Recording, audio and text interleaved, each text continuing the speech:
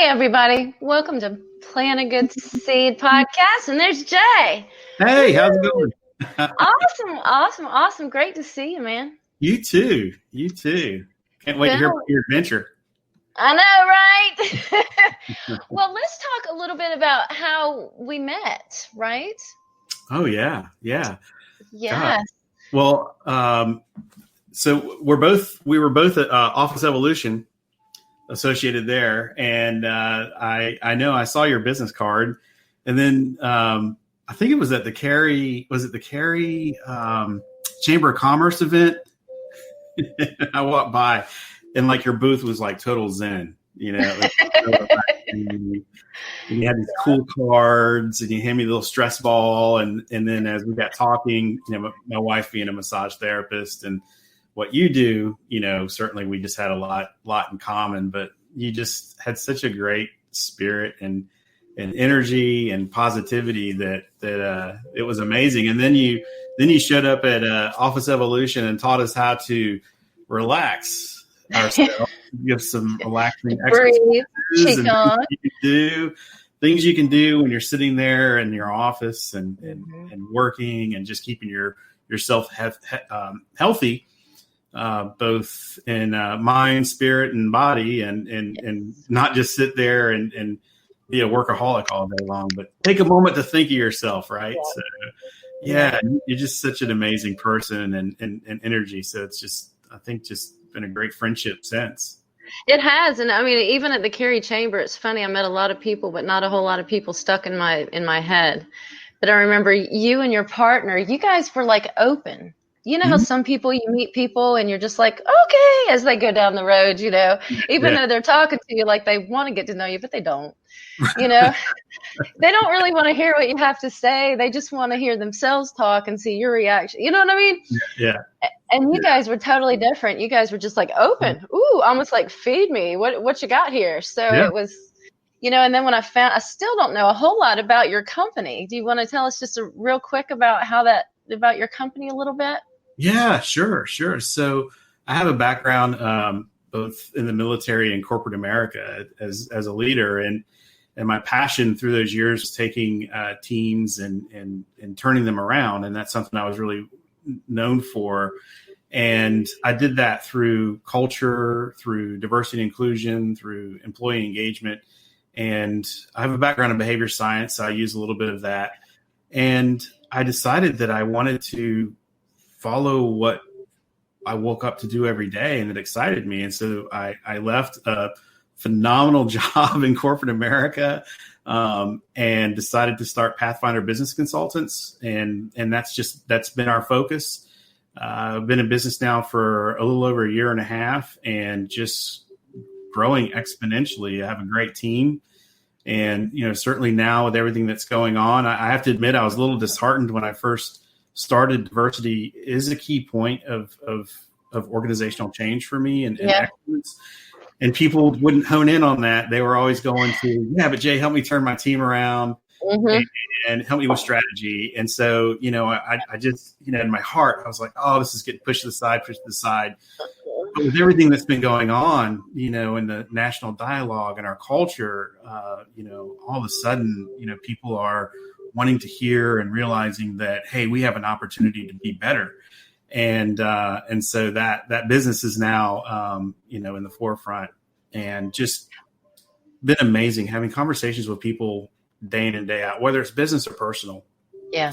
Being able to have I have the honor of, I guess, being a trusted person that people can talk to and, you know, you have that. You totally have that energy. And that's why, you know, turning your teams around, you do that with the positive versus the negative.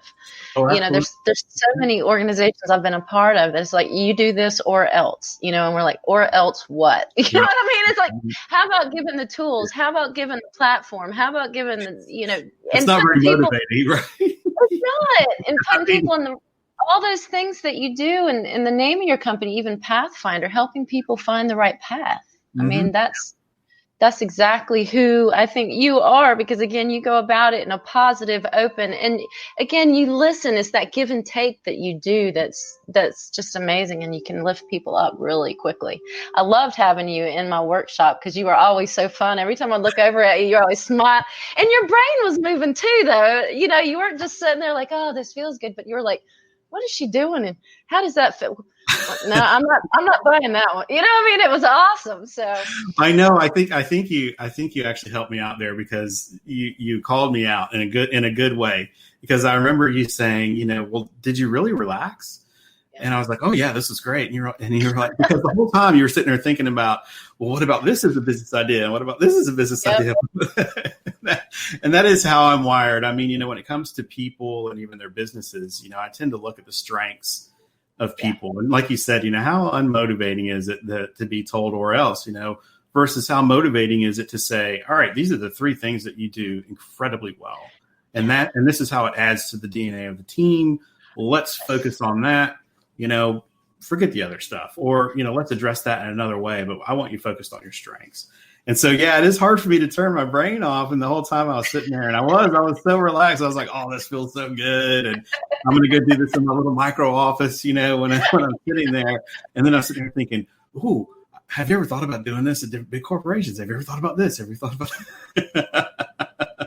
That's right. Before major meetings, when people have to have a lot of brain power, right, and work together in collaboration, get everybody calm, get everybody at their base state, reduce the ego, drop all the crap away, real people talking about real issues. And as you said, the strength finders, what you're really good at, that's what you should be doing, and putting people in those roles, and then watch it just take off.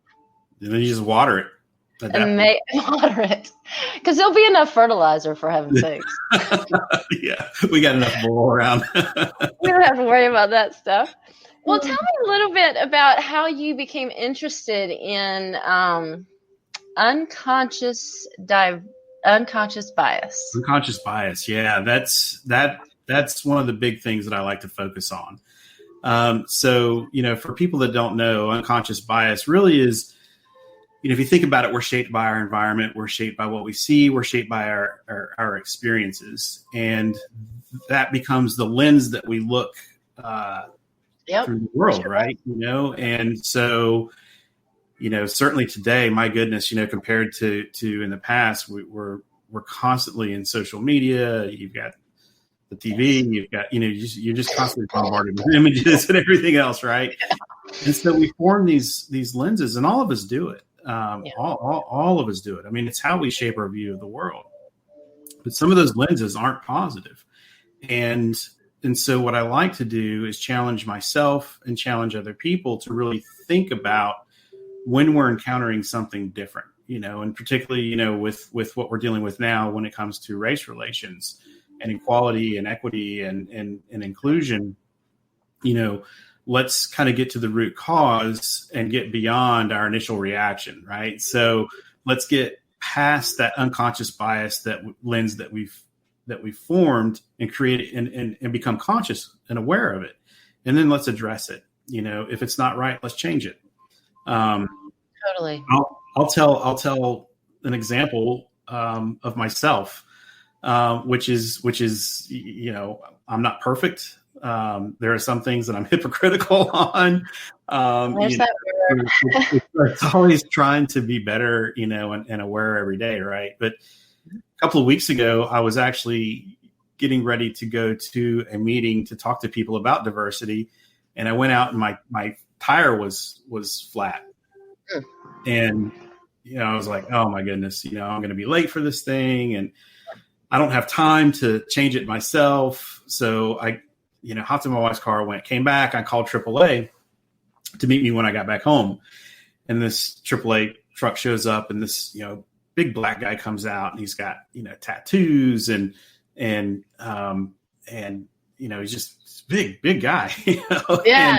And he comes walking, towards my car, his head's down, he's got the clipboard, and he's like, all right, what's the problem? And all this other stuff. And I started to put this defensive wall up, almost like, I mean, look, I'm telling my story here, right? So, Yep, I'm yep, not, I'm not proud of this, but I was like, oh my God, this guy, right. a little scary. He knows where I Mm-hmm. live, it's a Mm-hmm. nice car, and, Right. and he starts fixing the car and everything. And I am a very curious person. So I started to just start a conversation. I was like, hey, so where are you from? And he's like, oh, I'm from Rocky Mount, just a couple of miles, hours from Yeah. here and all this other stuff. Well, it turns out that this guy came from a, single mother, rough gang related neighborhood, dug himself out, working 2 jobs, put Wow. himself through school, had Wow. had a 4-year-old, was married, and he was like, I'm already saving for my kids' college. I'm already doing this. I'm already doing that. And inside, I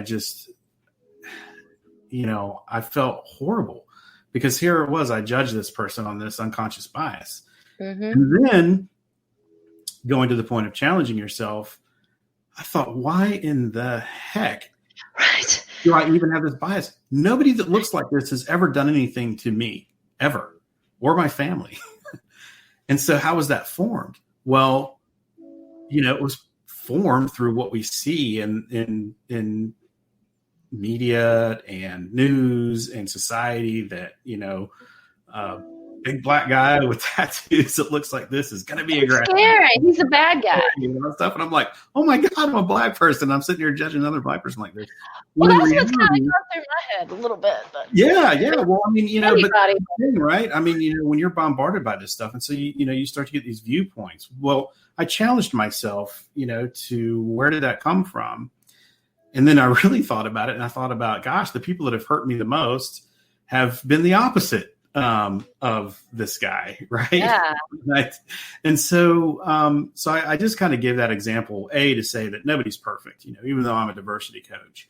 Right. We all have this, but if you want to move past it, then understand it, challenge it, and grow from that. And so for now, my growth lesson from that situation is I'm not going to allow the feeling that I had happen the next time I see somebody like that. I'm just not. I'm going to know that everybody's got a story, and a lot of them are beautiful. And 9 times out of 10, somebody's walking around with a great story. I mean, by the time I got done talking to this guy, I was like, inspired, just like your session, right? Just like your session. I was like, have you ever thought about doing a talk? Have you ever thought about doing a talk? People need to hear your story. Oh my God. Man, you're amazing. Look at what you're doing. Look where you came from with no mentors. And pull yourself forward. And now you could be a mentor for people, and we ended up having this great conversation. The poor guy, he ended up staying for a good 40 minutes probably after fixing the tire. And so, hopefully out of that interaction, we left in a very positive place, but mentally I was, really embarrassed and ashamed of myself. But then I learned, and then I said, well, I got to learn. I can't beat myself up. I got to learn. So that's a long-winded way of giving an example of unconscious bias. But it's awesome because it shows that so many things. Number one, how superficial unconscious bias can be. Oh yeah. And how many of us in society, our perceptions are surface level only. Mm-hmm. Yeah. And like you said, even if you're part of that group, you still, because of what? Because of the images, who told you that somebody that looks like that is bad? But like you said, you weren't born with that. That came through society, right? That came through culture. It came through something where if you're like me, you have to get over beating yourself up when you uncover that unconscious, because there's that, what was I thinking? Where did that come from? Yeah. Right? Because it happens to me, and sometimes in reverse, like you said, when you think about who it is that's really hurt you, so, there's a whole gender and culture of folks that immediately, when I see them sometimes, especially, I always question what they're saying and what the motives are. Yeah. But, and now that's somewhat through experience of working with people like that for, 30 to 40 years. but it's that type people. And, like I worked in home building for 25 years and started getting into this place that I thought most all people were negative, ego-driven, toxic people, right? Mm-hmm. And now after being with Earth Monkey Energies for a year and a half, meeting people like you, meeting people like Kimberly, so many incredible people, I'm like, the world's full of amazing people. Oh, yeah. Part of it is the environments, and then you have, a toxicity, same seek same, right? Mm-hmm. Yeah. Right. So then, I don't like this, I don't like that. Like, I can't tell you how many times I was told that women aren't suited for the field in home building. Well, I'll tell you why they're not suited for the field, because all of you guys out there saying that we're not suited for the field, right? Yeah, I mean, you think about that kind of stuff throughout history, right? As a minority, and when I say minority, it's not just Black. It's you're a female, right? Latino, people of color, just whatever. You think about the military, right? I'm a veteran. And so I actually just had this conversation a little while ago with somebody saying that, if you really think about it, not to take away from patriotism from everybody, but black people who are in the military are probably some of the most patriotic people in the world, because, I remember I read somewhere that said the first person who was killed in the revolution was a Black person. And then you had Black people that volunteered for the revolution. You had Black people that volunteered during the Civil War. So you kind of keep going through history. You had Black people who volunteered for World War II, who came home to Jim Crow and segregation, right? But still believed in the ideals of what the Constitution meant, what the dream of an America meant, and the dream of equality. And so, if you kind of, keep going forward, and now we have, it's a desegregated military, people are equal, you've got, minorities everywhere, and we still got a long way to go. Like, I was one of the people early on in the military. It was like, hey, listen, if a woman wants to go in the infantry and she can handle it, hey, go. That's your right. That's freedom, man. That go for it, because I know a lot of guys that can't make it in the infantry, but just because they have different parts, they can go in and you can't, so there's still, we're making progress, and we're seeing it every day. But to your point, kind of going back to your story, somebody has to blaze that trail. My mom was one of the first female mechanics, and, male dominated. Totally. Situation. My dad was a mechanic and my mom was a mechanic, and I just wish it would have rubbed off on me a little bit. Maybe I would have changed that tire and not brought that poor guy out that night. But you made a good friend, though, all at the same time. I made a good friend, but it takes those trailblazers like you, and then it also takes advocates. It takes people to be able to say, no, I'm going to hire you in this male-dominated industry because I see your strengths and your attributes. I mean, for me, that's what I've hired so many people in my career, and that's what I looked at. I didn't care what, color or anything was on there, or your gender or anything. It was, what are your strengths and attributes, and what do I need on the team here? Well, I remember I worked at Carowinds for 2 summers. Carowinds is for anybody that doesn't know, is a theme park, amusement park in North Carolina and South Carolina. It's a lot of fun. First year I worked on the rides. It was fun. Anybody and everybody could work on the rides. There was not any discrimination there. But then I wanted to work in the finance office. And the position they had open was on the games crew. And the manager, who'd been there for, 20 plus years or whatever, Charlie, he called me in, and this was like 25 years ago, maybe even longer than that. But anyway, and he goes, "We've never had a woman on the games crew." And I said, "Give me a shot. Why haven't you had a woman? What's the issue?" Because the women in the finance office were in the back counting the money. The men were what I mean? Like, what's the deal? And he's like, "Well, the buckets are heavy." Because that was back in the day with the quarters, with the video games. Oh, yeah. The buckets are heavy. and I'm not really going to back then I was in a lot better shape, but I was like, try me, Bring give it.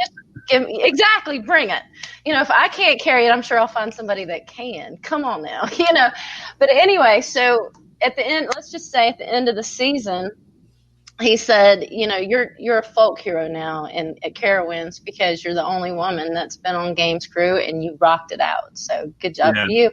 But that's what you're seeing is he gave me a chance, even though physically there was a question, I'll say though, I think I was stronger than the one of the guys, but that's a whole other thing. Yeah. So he opened his mind and opened the opportunity up. And, hopefully, now that's a very small story, but hopefully, it opened other people's minds up to this is typically this kind of role or that kind of role. That's who fits it. Well, you know what? That's how we get stuck, I think, as a society. Don't you think, Jay and Mark? Well, yeah, I would say so. Hey, Mark, how are you doing? Hey, glad to join y'all. Definitely, I was enjoying the conversation and definitely was relating to some things that have gone on in my life and everything. I've actually got my uncle's mother, who is actually one of the premier plumbers here in Durham and everything. So she and her two of her kids, a daughter and a son, actually started this plumbing company. So I can't remember whether it was Walker Plumbing or whatever, but I know her name was Bernice Walker, and she was definitely a plumber that was doing a lot of that kind of work and involved in that. I think she did mostly like the bookkeeping and things of that nature, but they started this African-American plumbing company and things right here in Durham. So they were definitely shattering those roles. And as I've told you before, Tish, my parents started a radio station with no kind of background in radio. They just decided that they wanted one in Warrenton, North Carolina, and eventually it moved to Rocky Mount. I heard you mention Rocky Mount. Yeah. It moved to Rocky Mount, and then eventually it went off the air in Rocky Mount. But Mom was involved with Golden Leaf Foundation, which of course is in Rocky Mount as well. So definitely I was hearing that, and I was also thinking about my own life and everything, because there's a gentleman here who a lot of people would probably not think is engaged in the kind of things he's engaged in because of the stereotypes. He's working at a convenience store. He's probably been involved in the past. He's very open about it, so I'm not saying anything out of school, but he's been involved in the past with gang-related things and things of that nature. But he's now working on becoming an independent filmmaker and a musician and things of that nature. So oftentimes we will have conversations and I'll engage with him, talk about things that we're doing here on IBM.TV and other things that I'm involved with in the music and film industry. So basically becoming almost like a mentor to him and everything. But a lot of folks, if they saw him, they would probably be like, another lost cause, another cause that isn't going to do anything. And that's a stereotype that I think is too often out there that we have to get away from, because there's too often those stereotypes that people want to put in because of people's past mistakes. And I don't know about YouTube, but I don't know anybody that hasn't made a mistake in life, whether it's a mistake in relationships, a mistake in parental relationships, a mistake like he might have done in culture and things of that nature. But we all make mistakes, and if we're going to write people off because of those mistakes, then we're making a big mistake, in my opinion. But I'd love to hear what you've got to say about that, Mr. Graves. Yeah. Well, no, those are great stories. I matter of fact, I'm big on mentorship. And if my wife is watching right now, she's probably just laughing like crazy because we had this conversation when we were both in the military together, and I think we were either early marriage or maybe still dating, and she had a mentor, and she was like, well, there's this mentor. I'm going to talk to my mentor. And young cocky Jay, right? I'm like, what's a mentor? It's like, well, somebody that kind of gives me advice, stuff like that. I'm like, I know this stuff, man. I know. I'm not going to anybody. What are you doing? And I was just, it was immature, right? And then as I matured on it, realizing that I would not have been where I am today without mentors, without sponsors, without people, seeing something in me and stepping in at the right times. And so I became to really embrace mentorship. I mentor people now. I volunteer with mentor organizations and things like that because, some people come from environments where they don't have access to that, and they don't have access to they don't know what they don't know. Right. So if you grow up in a community where, it's poor, it's, multi-generations maybe, of the same kind of situation. There's depression, there's anxiety, and what you see in that community, who's making the money? The drug dealers, the people that are doing dirt, right? They're the ones with the nice cars, they're the ones with the money, they're the ones with this and the status and everything else. And so if you don't know any different from that, one of the things that frustrates me the most is when people say, well, just move. Well, okay. All right. Like, my family has done a phenomenal job of my mom and dad and sister. I mean, we're a tight family and we have had rough times. Now, we always stayed together as a family, and it's a tight knit thing. And that's one of the lessons I took in my life. But we were homeless for a short time. We lived at a campground. We grew up I grew up for a little while in a not a trailer, but a travel trailer, a holiday rambler. If you remember the holiday rambler. And which is why now I need to get my RV fixed. But if you haven't been in that situation, hearing somebody say, well, just what's going on in Chicago? Look at all these murders. Well, why don't these people just leave? What? and off of what platform? Off of what influence? Off of what stepping stone? Off of who? Somebody has to come in and help you lift and at least show you the way. Now, you have to be willing to listen. So, Mr. Lee, like you were just saying, this individual, somebody stepped in and they're willing to listen and they're willing to change. So it works on both sides, right? But I am a huge advocate for, mentorship. I volunteer with SCORE. I don't know if you guys are familiar with SCORE, but it's a all volunteer organization. It's a nonprofit. It's nationwide. And basically it started off as retired CEOs back in the 50s, and they would mentor people to help them start their businesses. And so, today that's what we do. We provide business coaching and everything else. So while I do it in my company, I wanted to also be able to serve people who couldn't afford it. Awesome. And so I volunteer time there. Well, one of the things that we just started, a small group of us, is a 13-week session at Shaw University where, we teach business planning, and the goal of it is to take your concept to the point where if you need to ask for funding, you're ready to ask for funding. Like you're ready for that, So, we're helping you through all stages of everything. But we realized we needed to go to the community because as we were mentoring folks, we realized this was probably the biggest gap, was just the fundamental basic business education. And so for me, it's kind of, you got to attack things where they are. And you got to be able to, but it takes mentorship and sponsorship to really help people. And, kind of with the theme, right? You're planting seeds. So if we have 100 people that show up to that class, and we have 20 who come out with, viable minority-owned businesses, and it's open to anybody. It doesn't have to be a minority, but we're going to the community because, NC State, I went to NC State undergrad. I went to UNC for my MBA. Those places have well-funded entrepreneur programs. Yes. Shaw, St. Aug's, HBCUs don't. And so that's why we're focusing there.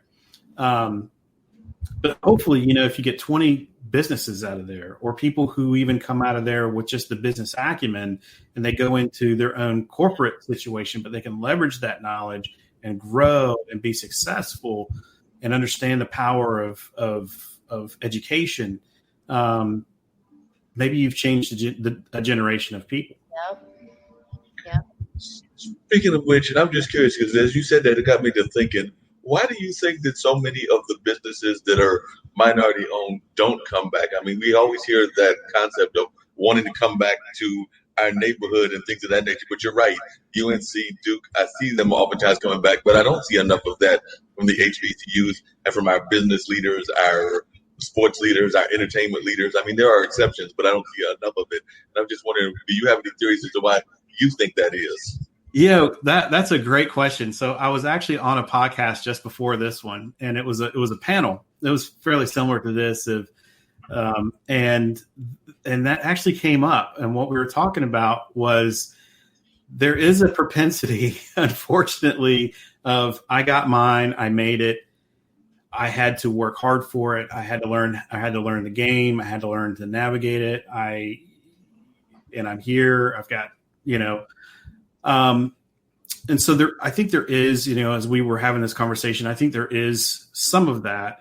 I also, though, wonder if there just aren't really good programs to encourage people to come back.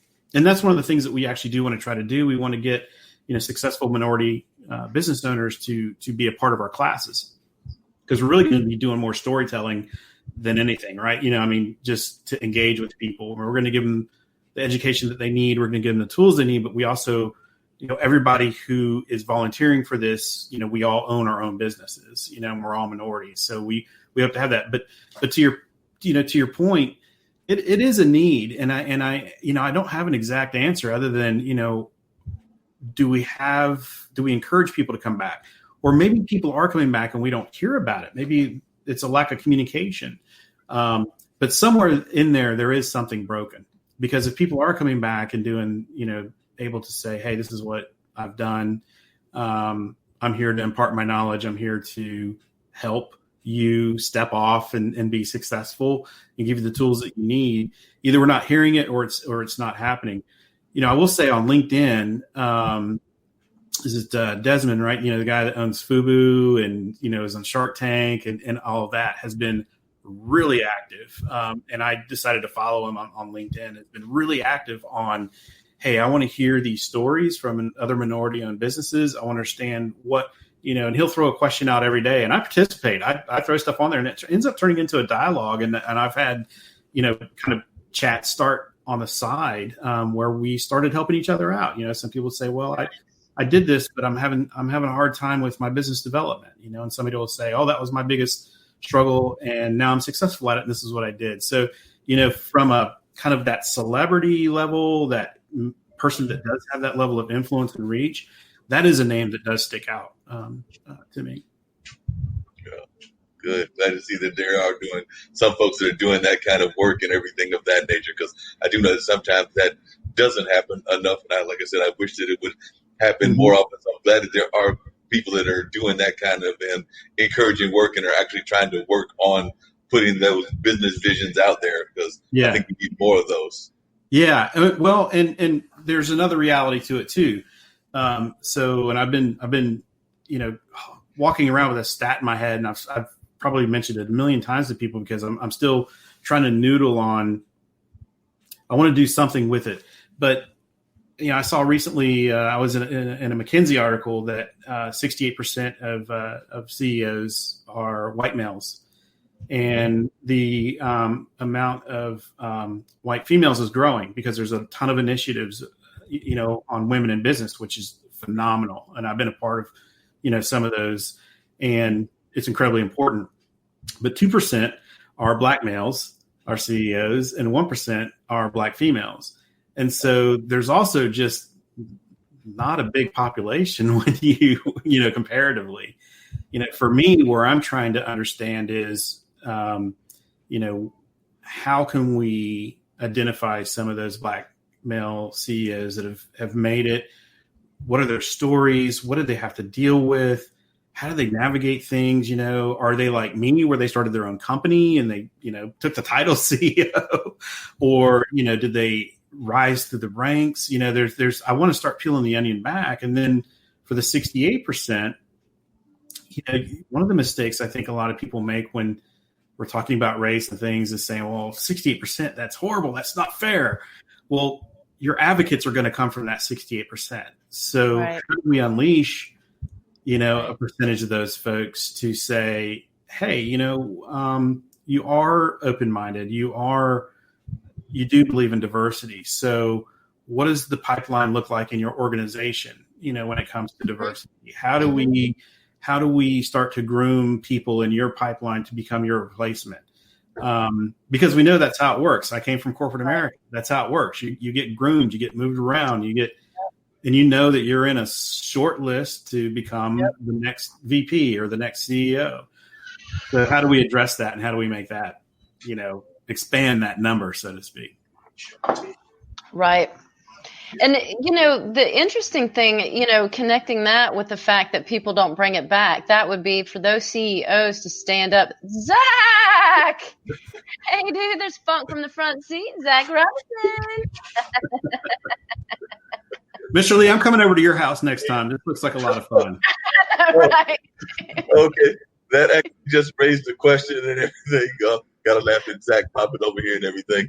But one of the things I sometimes wonder about is the whole entrepreneurship thing. Because you just said that there's 2% of African Americans that are in the CEO category and 1% of African American women. And the numbers are probably comparable for like the Latin population and maybe a little bit higher for the Asian population, but very comparable. But then I have to wonder how many entrepreneurs are not counted in that category, because I think that we are a very entrepreneurial people, meaning most minority populations, definitely a lot of women are very entrepreneurial. Tish is an amazing entrepreneur. So definitely we have these great entrepreneurs, but I don't know that entrepreneurs are necessarily counted when they have those low figures, because there are so many people that are entrepreneurs. Now, given some of the entrepreneurs are just like you said earlier, they create a company that might not be doing anything, slap the title of I'm CEO or entrepreneur on it, but they aren't actually producing any results. They just have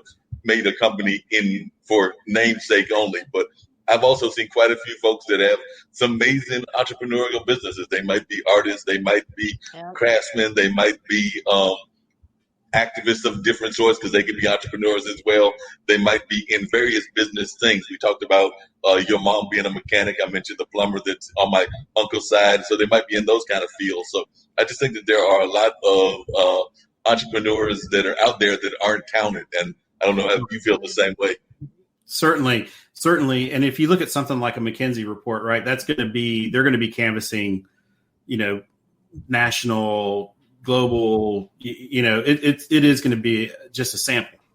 So I think you're right. I mean, just being involved in the startup and the entrepreneur community and things that I do with SCORE. I mean, there's a lot of people out there who do have small businesses that aren't going to be called by McKinsey, or Deloitte and included in their numbers. So yeah, we're certainly missing a segment. We're certainly missing a segment there. But I think it's valid, though. It's a valid point that in major corporations, you don't see a lot of minorities at the head or even the head of departments. Right. It's like you reach that point and then it almost, I'll go ahead and I'll mention I was at Toll Brothers for quite a few years, and I remember when they won Builder of the Year, it was all like 12 white men and one woman. It's like... Yeah, that she's the token. Yeah. Okay. But it was no other cultures represented, so I think it happens 100%. And then the people they groom, a lot of times, like they may notice that someone from another, a minority or different gender or something that they have intelligence, but we're going to put you here. But then we're going to take this. I'm going to go ahead and say it. We're going to take this white guy and shoot him up, like you said, and groom him up. It's kind of because there's a ceiling that other folks, I feel like, if likes like, and if you're not like, then there's going to be a ceiling potentially. And that's where, Jay, I want to explore, you always like to go about in a positive, let's peel the onion. Let's build this mousetrap with positivity. Right. Mm-hmm. And there's been people that have shared with me that sometimes that unconscious bias comes through the rhetoric that we use. Mm-hmm. Mm-hmm. So, for example, I used to be, because, I'm very humble, but I used to use, and I still, when I'm not paying attention, I use, what do you think? Well, do you think that? Well, the other day I was kind of thinking about this, or, maybe we should consider this, instead of saying, we need to think about this now. You know what I mean? Sure. So part of it, somebody explained to me that I was kind of creating that myself by not using the verbiage. Now that's using the verbiage of the mainstream. That's using the words the ways they understand. Like I'll bring up my brother again. If I'm not direct with my brother, he's like, what's up, Tish? So I just got to boom, like 2 or 3 words. There it is. That's what I'm saying. Yeah. But so I think sometimes, not across the board, but sometimes we can almost create that unconscious bias against ourselves by the way we talk, walk, dress, hold ourselves, that whole kind of thing. Oh yeah. Yeah. I mean, yeah, there's so much to unpack in that, right? There's the funny thing. We always make jokes about corporate speak, right? Yeah, right. People get so tired of it. One of the things that I did struggle with in corporate was there is a game that has to be played. Sometimes I'm not that great at playing it. I'm not good at games. And so unfortunately for me, like what I would tend to do would be to take kind of that neutral, even though I would have like a hard stance on something, I would think, boy, the political environment in here is one that could be detrimental almost instantly. And one of the things that the reason why I was successful in working with teams is because, I don't believe in a zero tolerance situation. I believe in promoting psychological safety. So, speak up. Psychological safety. Mm-hmm. Yeah. I mean, just that ability to be able to speak up and we can disagree. Mm-hmm. We can do it through respect, but it's not going to come back on you. Like if you are somebody who I see as a great talent and you are, I am grooming you to take my role and I'm doing everything I can to uplift you and your career and everything else. Well, you may say something and we may be at major odds around it, but I that's okay. I respect that. And it doesn't mean that now I'm going to go back and I'm going to put a line through your name. Well, there are certainly some times when I would be in situations where I knew that pen was like this. Yep. Yes, sir. So, you start like, oh. Well, I mean, that at times would hurt my career. Yeah. Because some people who knew me really well would say, I know you have something on your mind. I know you have a hard stance on this. Speak up. And people would say like, what happened, and it was like self-preservation, right? I've worked so hard to get I here. have a family to feed. And then, when I reflected on those times, there were times when actually I didn't have a sponsor. And so I was kind of on my own. I didn't have an advocate or mentor that could turn around and say something, that could help me out or give me advice or anything like that. Right. So, certainly there are those times when you start to go into that neutral speak, but it never helped me. Now that I do consulting, one of the things that I really try to be cognizant of is people aren't hiring me to be Pollyanna, right? Be nice. I'm a nice, positive person. Right. But if you've got something wrong, like, if you're challenging, you're if we're talking about diversity and let's look at your population and start putting together some metrics and goals and you start to make excuses, I'm going to call that BS out. Right. And because you're paying me, to help guide you into a better way for your organization. And I'm not doing you any good if I sit there and just tap dance around. So I do think there are definitely times when, we should be direct. And, it's just communication. It's just interpersonal communication and EQ, right? I mean, it's just being open-minded and I'm willing to listen. If you're willing to listen and we can disagree, that's fine. It's contribution and compassion, not competition. And that's that whole psychological safety zone, I think, is where you know that you can contribute. And even if they're not going to pick up on it, you're able to say what you need to say. And that is, I think, where teams can grow the most, right? Is because if you always go down this line, then what? You're always going to go down that line, right? Bring in some other ideas. Woo!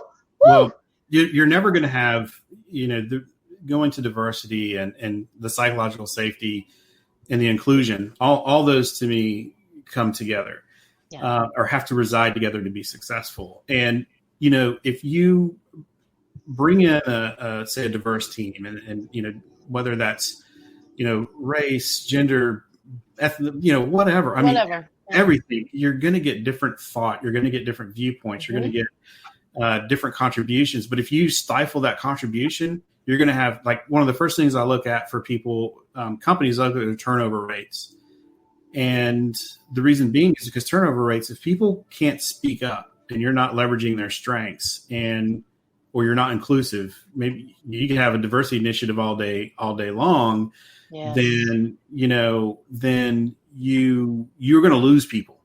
Yes. And that's Yes. a leading indicator that I always look at, or an indicator that I always look at, is that turnover rate. And then I start to, again, peel the onion back and say, okay, what's the turnover rate amongst your different, ethnicity in this organization?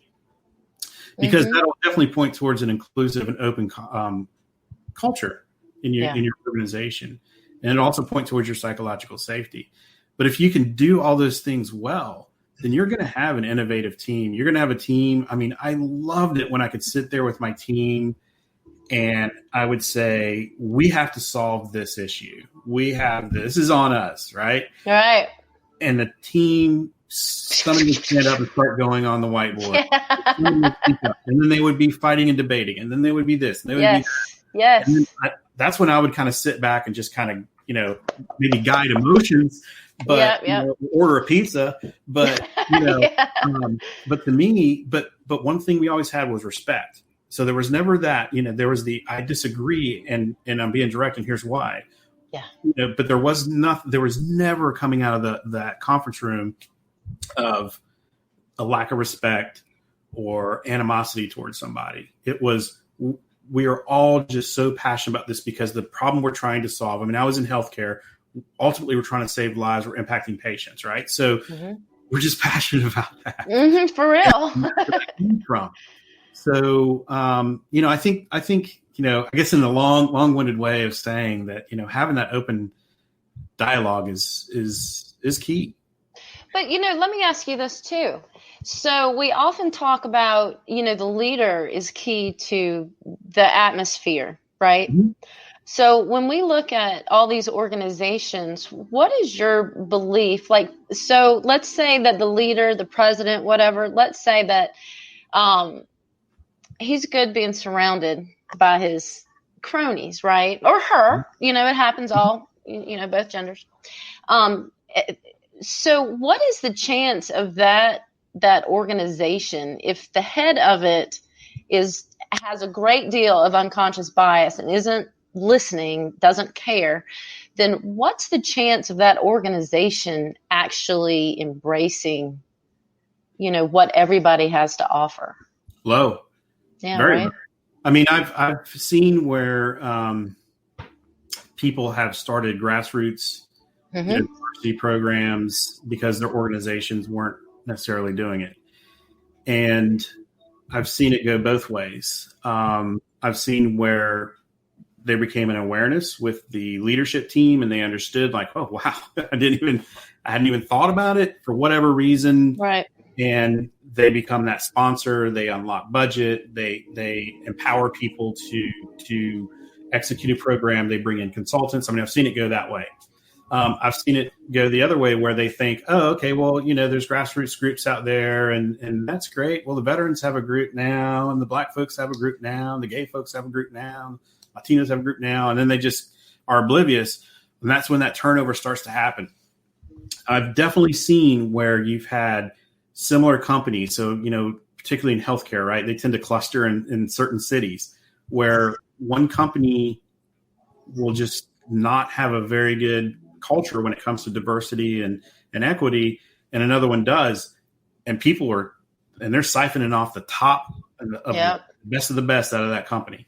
I've seen that so many times, and that ultimately weakens that organization. And depending on how that organization is oriented, if they're public or not, can have an impact. But you have to have leader support. You have to. In my program that I do, the first thing I do is I interview the leaders because, and actually, like on my website, I have kind of a wheel, and the first thing is alignment, right? That's the first. Because if there isn't that alignment, and I can tell if there isn't that alignment, if it's just there superficial, if it's just there because it's the flavor of the day, I won't do it. I just won't. Probably leave money on the table. Somebody else can take that, but I'm not going to set up a failed program. And that means the leaders have to be open-minded. They have to buy in. They have to be supportive. How can you tell? Because I know there's a lot of people that use a lot of words. And there's, you know what I mean? Like, oh, I'm for it. Yes, we are doing this, so I'm wondering if there's some way that you can tell right off. And then a second thing, while you're talking, you mentioned unlocking budget for diversity. And I'm just curious what that entails as well. But how can you tell, first of all, that the leaders are ready or not? I go into strengths, I have tons of things that I got to work on, but one of the strengths that I do have is reading people, and just having an ability to connect with people. And so I just use my personal strength of that, in conversations. Nice. It doesn't take me very long to understand kind of where somebody's coming from and how genuine they are. So I've just. Oh, wow. Sorry to interrupt, but what an honor that you're here today, that you're my friend. Let's move on. That's why I was honored to be brought on here, because I know what you're doing. And I know what you're. You both have great energy. That's what it is, and everything. You both have great energy. I was actually enjoying the conversation, and y'all just have great energy. There's no doubt about that. Yeah. What about the unconscious bias? I know we were talking about that earlier, but sometimes that unconscious bias is even unconscious bias that isn't recognized. Because I was thinking about a good friend of mine who actually works for, and I don't know the name of the company, so I can't even say the name of the company, but she works for a company that is basically Indian owned. So they are owned and run by Indian folks and things of that nature. She is a minority herself, and I know that she sometimes has unconscious bias about that population, whether that's based on her own experiences or whatever. But even in like conversations, she'll bring these unconscious bias to the forefront, and I'm going to myself, I'm like, wait a minute. We're part of a minority population ourselves. How can you have this bias against another minority population? Yeah. But I was wondering, do you run into that sometimes, and how do you deal with that on the corporate level? I do. And, I think, we all have cultural traits, right? If you're working, so I worked for Roche, which is a, very heavy, European, Swiss German influence. So you're going to be in meetings, I'd sit in global meetings all the time, and there are just cultural traits that different groups are going to have. And so for me, what I would do is I would just understand that. And I would just say that, if I was talking to maybe some folks from Germany, tend to be more direct, right? I wouldn't take it personal. I wouldn't say like, wow, these are rude people, man. They're mad. I wouldn't turn around and blanket every German and say, German people are rude, right? I wouldn't do that, And so, for me in those situations, if I would hear something, and something that I do coach people to do is if you hear something and there's a flag that goes out that says, just like you said, Mr. Lee, hey, well, wait a minute, we're a minority and you're sitting here saying this stuff, like I'll speak up about it. Going back to Tish, what you were saying, kind of speaking up, I'll speak up about it and say, well, wait a minute, there's some cultural things, and then kind of where you're going is into a little bit more beyond, like, this is just how this culture works. You're going a little further into that, maybe racist area here, right? And just bring that open, and that because it's called unconscious for a reason. That person may not even know, and so it's our job to call that out. Not saying to be aggressive about it, but just say, hey, wait a minute, think about this. Like, think about when people say this about, your people, right? Yeah. And then, maybe it unlocks that awareness, and they have that kind of aha moment that I had, with Chase Fire. Just understanding what's cultural differences, and then where you're starting to go a little too far there. It seems like you're encouraging for open dialogue. I know that Deborah Graves said that earlier that it's even vital to have that in family situations, that open dialogue and everything. So you got to have that open dialogue in all situations, even in those family ones. That's my mom. Yeah. So, but she's right, because we have, like, I know I have unconscious, or actually I have conscious bias with, like, my stepmother, for example, because of past experiences. I go in to the family situation and then I sit like I did, 45 years ago. So I think she's totally right. Well, really what she's kind of speaking to is, we're an interracial family. And, when my parents were married on my mom's side, she's white, they're from Indiana. It was not accepted at all. And, I wrote an article entitled "My Grandfather Was a Racist," and in that I explain the time when I was a teenager and my grandfather pulled me aside. We were on vacation, and he was just in tears. And he said, "I have to tell you this story." And he went back to say, like, he went all the way back to the beginning and basically talked about how he was raised, with, there was like a Klan influence in the family. It was in rural Indiana. He had never seen a black person before. When I remember him telling me, he's like, what I saw on TV was blackface and all black people wanted to rape white women. Like, that was like what was on TV, right? Back then. And when he went into World War II, he was a radar tech, and he said, I was told black people won't be don't worry, black people won't be anywhere in this area because they're too stupid. They'll be in the kitchen. They're not allowed to man the weapons, so don't worry. Black people aren't going to blow up our ship. And he was unloading like all this stuff that shaped his unconscious bias, right? And I remember him saying, when your parents, got married, the image that they were seeing was, the riots, right? And like 60s and 70s, the riots, and in his mind and his friends and community, it was, these stupid black people were burning down their own neighborhoods, so that was what shaped his view. And he admitted, he said, I was racist because of that. And I disowned your mom, and I, didn't like your dad because of that view. And the reason why I wrote that article wasn't to just say he was a racist. Well, I never knew him as a racist, right? This was all before me. And so when I was born, my grandmother demanded that she was going to come see her grandbaby, right? Yay. My granddad, came on the trip, and that started the process of communication. Taking that out. And it wasn't instantaneous, it took time. And he admitted, he said, it was like a cancer. He said it grew for all those years. And he said, and I had to cut it out because I loved you and I loved your dad. And I realized that I remember him saying, his concern when he saw me was, people like me are going to make life hard for my grandchild. And and he said, and that's when he really lost it, and he knew that he had to change, and he did. And that's the whole point of the article, is that, that society and things that we see shape us, and that becomes a really strong lens. And until you can somehow unlock that unconscious bias, whether it's his situation of, seeing a grandbaby and meeting my dad, who's a wonderful, wonderful person who loved, his wife or his daughter, whatever that situation is, to become the catalyst, then you can create change to where I never knew him that way at all.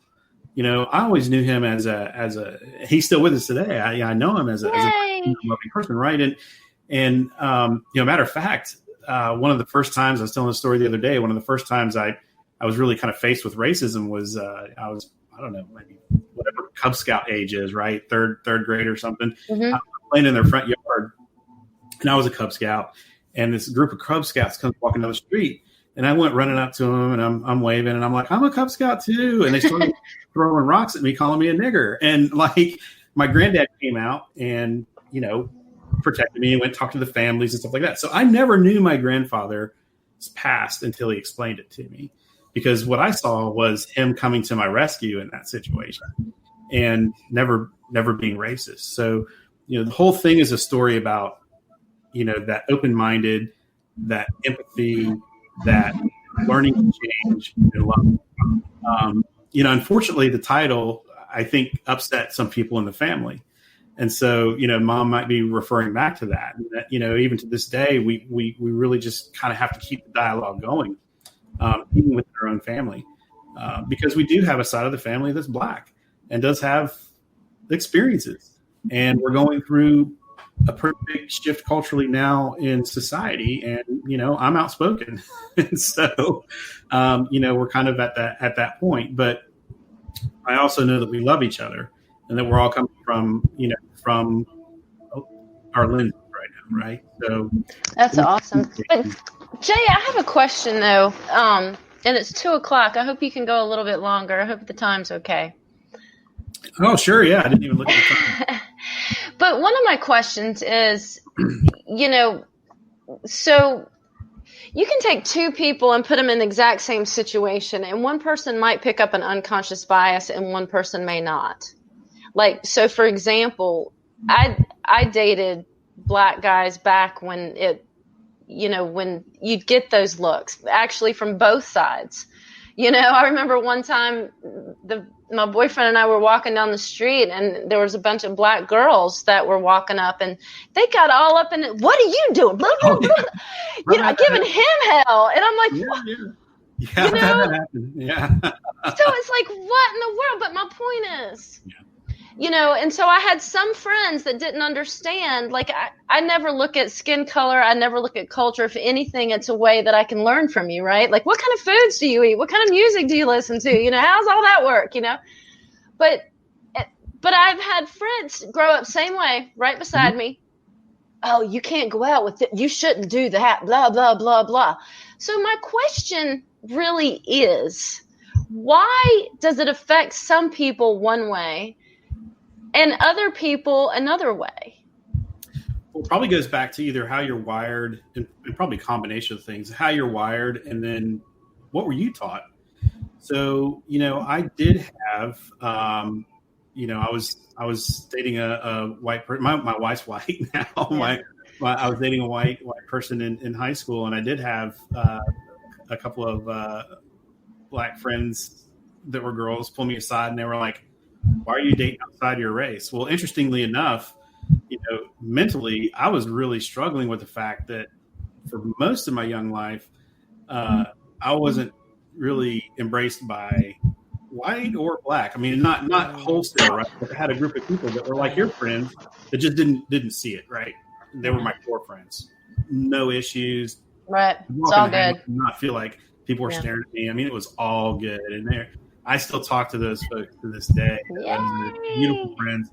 And I would walk into some houses and it'd be like, "Whoa, what are you doing bringing this this person in?" So I was internally at the time when I remember this incident specifically when I was confronted by, "Why are you not dating your people?" I'm like, "Whoa, wait a minute.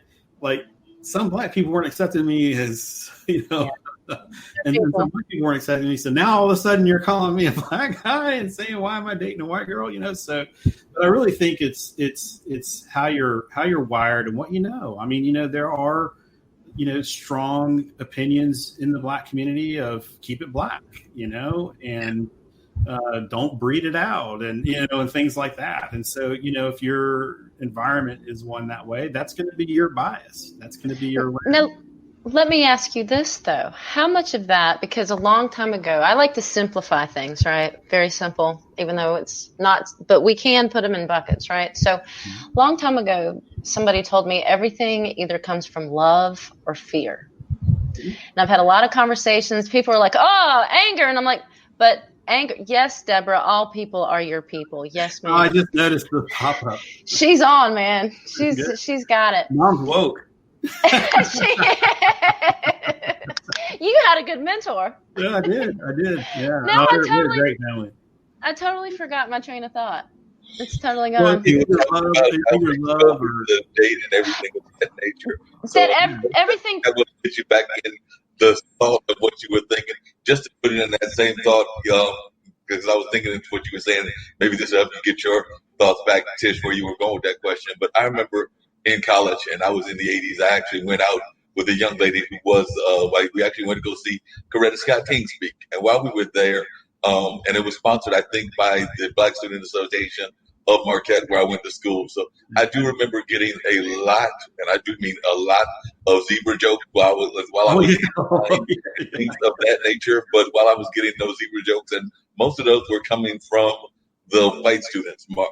Marquette is a predominantly white institution and things of that nature. It's not an HBCU, but so I get most of those from fellow students that were white students. But then I went to the reception, and that's kind of where I had the reaction that you're talking about, Tish. A lot of the sisters were very much shunning me and putting me off to the side because they were like, "Why did you come to see Coretta with this white young lady, and why did you then have the nerve to bring her to our reception and things of that nature?" So there was a lot of that going on, but unfortunately, it's still going on to this day. Because I know that I had a guest on one of our other IBM.TV shows who was a Reverend Briscoe. He is married to a white woman as well, and he said something about the fact that when he got married, he got a comment about that the preacher actually was making a comment to him, like, I know that your family probably really would like you to be with a sister and not necessarily with this woman that you're marrying. And that was said from the pulpit. So that was from the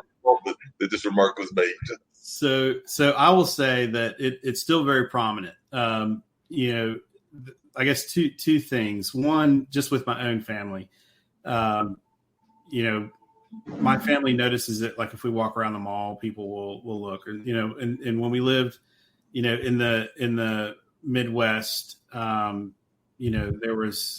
have great friends from there. So again, I don't make blanket statements, but I remember I went to a pork festival because I love to smoke pig. Right. Guy, right?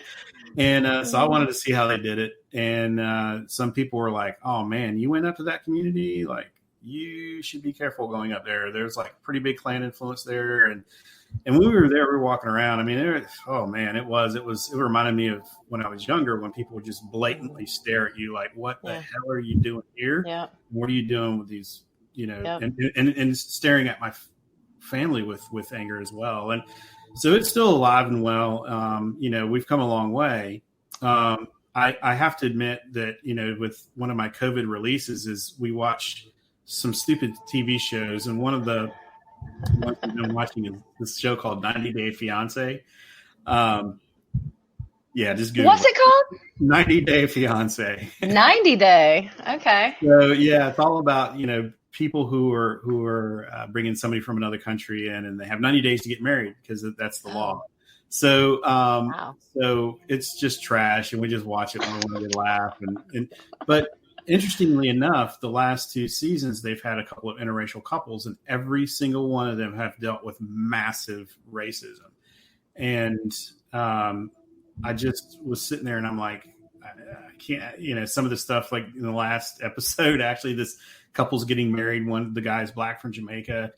They're in Pennsylvania, and people are putting like a bunch of racial and death threats on their register because, it's like, I was told in the 2nd grade my parents were illegal for, getting married. So that kind of stuff is still going on. And that's just going back to what you're saying. I think it's just how some people are wired. We're not born racist. I mean, you're taught, and you're taught by. But I could have been taught the same way. I mean, I had a grandmother that one year I was going to bring my boyfriend home for Thanksgiving, and she called me crying, "You're not going to do that to us." Yeah. So I'll say I was born, in that type environment, in that small town, but I wired different. I don't understand what makes. Honestly, I don't understand. I mean, just bottom line. That's just your spirit and your soul, right? We're all the same. Yeah. We're all the same. We're all human beings. We're all going through this journey together. And if we all work together and learn from each other, it could be paradise, right? I mean, we could have heaven right here. Mm-hmm. Yeah. If we opt to work together. Yeah, bottom line, yeah, you're right. There's so many things in society, and I agree with you, Tish, that if we work together, this could be paradise on earth and everything of that nature. But unfortunately, there are too many things that divide in society that are things that are superficial. And I'm sorry, I'm just going to call it out there. They're very superficial. I don't care whether it's religious beliefs. Because that's in some ways a very superficial thing, because a lot of those beliefs are based on the same thing. If you go all the world religions, they're all based on the same thing, which is love and all of that. So they're based on the same principles, but we unfortunately get caught up in the division factor and the fighting factor. And the same even with the corporate America, because one of the things I remember is for a brief time, I worked at GlaxoSmithKline, when I was Glaxo at the time. And I remember that one of the things that I hated about that was it was literally, to some degree, a plantation here in the Triangle, because Oh, wow. I say that because the majority of the corporate people, the executives, were white males, like you just said earlier. The majority of those in the what we would consider the working class jobs, whether that was the cleaning crew, and I used to know their name, I think it was FDS, or whether it was the cafeteria, or whether it was some of the other fields like that. I was in shipping and receiving, were usually those that were of the minority community. So, and I don't think that they're alone in that corporate structure here in this area or in the world. Unfortunately, that's the way that too many of them are set up, and things of that nature. So the kind of work that you're doing, that's breaking those diversity, that's bringing that diversity and breaking those barriers, I think helps us get to a better place in our world, and things of that. We can't get to a better place in our world if we have diverse viewpoints, because we have to have diverse viewpoints in order to be a more successful society. At least that's what I think. I think we need diverse viewpoints from the top on down to the bottom, and everything of that nature. I mean, we've been seeing that now, if it's all right with you, Tish, to go there, with our vice presidential candidate and everything, who folks forget actually is part of a biracial relationship. Her mom, I forget which one, but one of her parents was Indian and an Indian immigrant, and the other one was from Jamaica. So she is definitely biracial. I mean, I'm glad that she gets the props for being African American and everything of that nature, but in truth, she's actually of the biracial background, and the same with the president that came before this current silly president we have in office right now, because Barack was biracial. He came from, his mom was from, I think, Kansas, and his dad was of Kenyan descent. So people forget about the fact that a lot of times these great folks are coming from these kind of like blended cultures, and I am a big fan of us not doesn't have to be relationships, but just learning from different cultures. Like I said, I love what Zach brought was some Dunkin', so that ain't exactly blended or anything, but I do like getting my Indian food and my food from other cultures, just so I can enjoy learning that culture, even if it's through the food or some of the other things. So I think that we have an opportunity to celebrate the diversity of our culture if we would just take the time to do it. Oh, yeah, I agree 100%. I mean, I've been really lucky. You know, the two things that I think sometimes breaks barriers is sports and the military. So, you know, when you are formed into a team and a mission, and you have to do it together, all of a sudden, you know, not to say there isn't racism in it, right? Because there's going to be, but you know, you start to look past what somebody looks like, right? So if you are injured and you're bleeding out, are you really gonna say, no, black medic, get away from me because I hate black people? No, that medic, hey, maybe that medic could have, you know, some things that happen in their background, but they are there to help their teammate and the person that's on the line. Yes. So there's a way to transcend it. Those just happen to be two areas that I've just historically seen where we get past a lot of differences, and we focus on being a team. You have to be there for each other. It can mean winning, losing, life, death, whatever. You know, I do want to go back to what you mentioned around love and fear. I want to go back to the fear. I do too. Yes, because fear is what, in my mind, fear is what produces those walls that's where the bias comes. If you're not afraid, like Jay, I'm not afraid of you, dude. I give you a hug, love you to death. You know what I mean? But there may be somebody that, you know, I immediately put that wall up. Like we were talking before, a friend of mine who was a pre-med student, you know, did this paper where what basically our brains automatically categorize things for us, right? There's buckets. That's how we handle all this. You know, this comes in, they put it in the bucket. This comes in, we put it in the bucket. My point is we create those buckets. Right. That goes back to the unconscious bias. Yeah. I mean, it is. And there are some ways of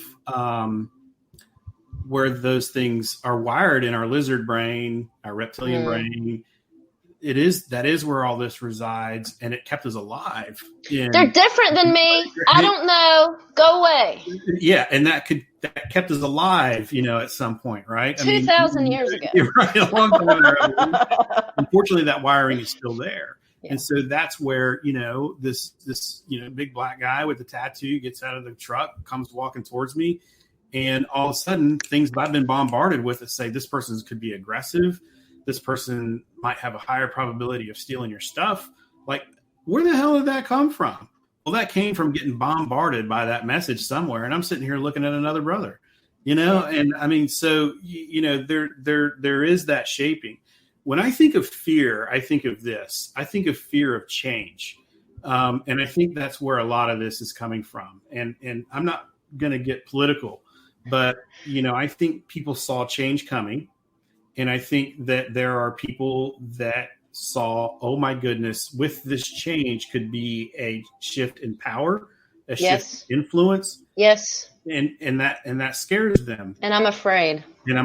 So I'll give you an example. When I was at Roche, they started a women's initiative because there weren't enough women in leadership positions. And one of my peers was sitting next to me, and we were both sales directors at the time. He was a white guy. And, as they were going through this, we didn't have other diversity programs at Roche at the time, which actually I was going back to that grassroots thing. I was really shocked by, but this was the first overture that they made. And I was like, I'm all in, man. I believe in this. I mean, the group that was telling it was a bunch of white European guys standing on stage. And I just was sitting there thinking, yeah, you think you got a problem? Yeah, you got a problem, right? And there's studies that, women and diversity on these leadership teams make your organization 10 times better. I mean, it is just a fact. So, but what the guy next to me said was, there we go. The freaking day of the white man's gone. This is reverse discrimination. How am I ever going to get promoted? How am I ever going to get that? How am I going to? And we had trust, right? So afterwards, I mean, he was really upset. Afterwards, we talked, and I was like, listen, man, it's not to say that the best person's still not going to win, right? Right. However, look at the playing field. That's bullshit. Okay, look at the playing field. There are no women on it. And so what we're saying is we need a playing field that represents our patients, our people, our society, our culture. And we need to have that on the leadership team so that we can have the innovation, we can have the different viewpoints. Interestingly enough, me and that same individual, we were a part of this marketing program, and there was a product that we were getting ready to launch. And I was in diabetes, which predominantly hits minorities. And there was this product, and they made this jingle. And I was the only black person in the group at that time. And I'm sitting there, and they unveiled this jingle, and I'm like, oh, that's horrible. Our competitors had BB King at the time, right? I mean, and the jingle was just very, I don't know how to describe it, but it was just, and I said, well, who are we trying to target, here? And, they're like, well, here are the percentages of diabetics. I'm like, right, well, you got black individuals this is much of the pie, and I'm just going to raise my hand. I'm sorry, I'm going to have to try to represent my people here. That's horrible. That I laugh at that jingle like you're going to get jokes, and I was basically like shushed to the side. Well, sure enough, it was voted one of the worst commercials, and the jingle blew up, and the diabetes community just called it out hardcore. And so I use that as an example to say, we don't have a single black person that is in the marketing group, and we are marketing towards minorities. Right. Come on. So, I try to use that, but he never changed. He stayed angry. He stayed fearful. Well, that's it, because he was going to lose his piece of the pie, Jay. He was afraid that I'm going to go ahead and say it, okay? And I don't mean to throw any arrows at anyone, but there's the philosophy of either asking for forgiveness or asking for permission. Mm-hmm. Entitled people ask for forgiveness. Those of us that have had to work, I think a lot of times we ask for permission. So the people that I feel, have been entitled, like, I'm going to, you're a white male, leader's white male, you're being grouped, you're now going up the chute, right? So for him, he saw his chute closing down. He wasn't going to automatically get it. I recently worked for a guy, his son, and he came from money, and he had money, and his son was going to college, and he made a comment to me, all he has to do is not mess up. He doesn't have to pay for his college. He doesn't have to fight to get that job. He doesn't have to fight the politics. He doesn't have to make the connections. Just not mess up. So I think there's that whole, so your peer was one of those on the shoot, thinking all I have to do is just not mess up and I'm going to be fine. Well, now he's faced with the thought of, oh my God, I'm going to have to work for this. I'm going to be on the same playing field as everybody else. Yeah. And we were bringing in some really phenomenal, strong women, brilliant. And, the playing field was changing. It was becoming competitive. And, for me, competitive, that breeds greatness. That's right. We don't build innovation when we're stagnant. It's when our backs are against the wall, but I will say, I think, one of the things that I do think about is our own people, though, too. I have some folks that talk about, handouts and, things like that. I mean, I think that we also have to police ourselves up a little bit, like on a conversation I was just having before this, one of the things that I struggle with is when I see, walking around the mall, a couple black dudes, pants hanging off the butt, looking just acting foolish. And I think this just perpetuates things. And there was something one of the guys said, I jotted it down, and he said, he's a coach, he's a football coach and a basketball coach. And he said, he'll go to them and he'll say, don't be what they expect, be better. And pull your pants up, man. Like, you are going to be judged by how you look. And society is perpetuating this, or the media is perpetuating this. And it's that perpetuation that led to my own unconscious bias, right? So, I think we need somehow great mentors, people that are strong, that speak for us, that, not to get political, but, President Obama, right? I mean, you can disagree or agree with his politics or whatever, but, there's somebody who represents totally, and women, it's not going to be all women, right? I mean, there's women out there, for me personally, like, and Al Sharpton and Jesse Jackson don't speak for me. I don't see I see division coming out of that. So I do think there needs to be something, and we're at that point, and I think we're ripe for it, where we need to have really beautiful, strong, women and men voices speaking out and representing change. I don't know who that is.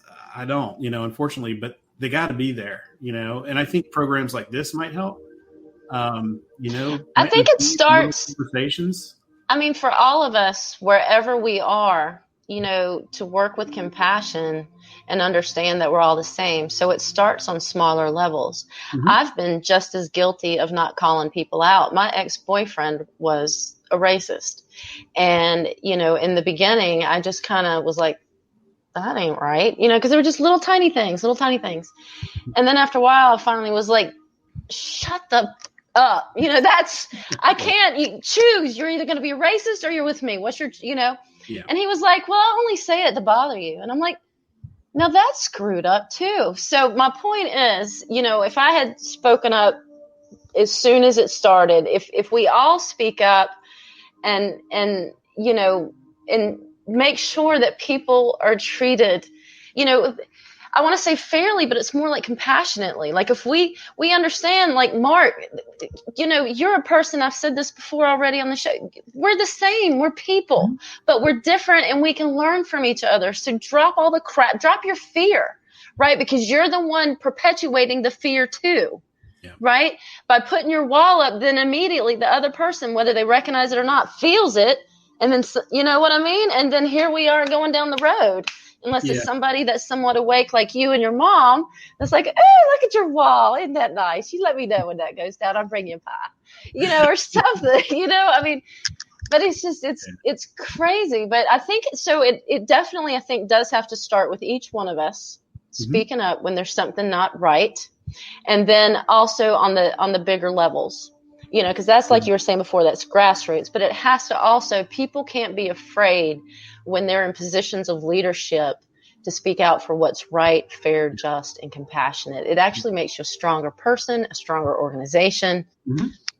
Yeah, it'll be a stronger society. I mean, that's kind of the, looking at things, through the positive lens. And that's why I like to go to unconscious bias, because we all have them. And it's an easy place to start. And for me, it's telling stories, sharing stories. Hey, look, that's how we started off, before the written word, right? Exactly right. There's something about knowing and learning people's stories. Somebody the other day after a session that I did sent me a text and shared their story, and they're in a very affluent area and doing very well. So I only know them through that lens, right? They were talking about how they grew up in a trailer and the adversity they faced and things like that. I'm like, how beautiful! My gosh, like that's your story, like and so awesome. I think if we just realize that everybody has one. If we get to the root cause, that's what I tell a lot of people, like, why are people, people get upset around taking a knee, and a lot of my friends will say it's disrespectful to you as a veteran, or it's disrespectful to the country. And I'll say, well, actually, don't imprint that on me. I fought for their right to do a protest, and it's a peaceful one. So, take it a step further and understand what's the root cause. If you have that emotional intelligence to be able to get past, and maybe you still disagree with it, right? That's fine to disagree with it, but get past it, get to the root cause and say, okay, why are people hurting? Why are people speaking out? Why are people taking to the streets? And I don't condone the violent protests. I think it takes us a step back. But I was at the BLM march, and it was a beautiful thing. And it was all races and people coming together, and everybody was wearing a mask, and they were giving away free masks, and they were giving away free food, and they were giving away bottled water, and they were saying, and they said before we stepped off, don't harass anybody, don't harass the police. If you don't have anything positive to say, like, just ignore. Like, they had rules, right? That's awesome. It was a beautiful thing. I put it on live for a while, and people, just because I wanted people to see, well, this is what it really looks like, and you're not seeing this on the media. What you're seeing is the violence and everything else, right? But if people would get to the root cause and say, why did thousands of people take to the street and walk around downtown Raleigh and all these other cities, and be open-minded about it, then we can start to make change, and we can start to be more positive about it versus just constantly looking at the negative that we're shown. Unfortunately, we have headwinds of being bombarded by the negative stories. For me personally, it's shutting that dang TV off. We're trying to do more positive stories here. I should let you know and everything, and we can continue the conversation because I'm not in a rush, so we can keep it going and everything.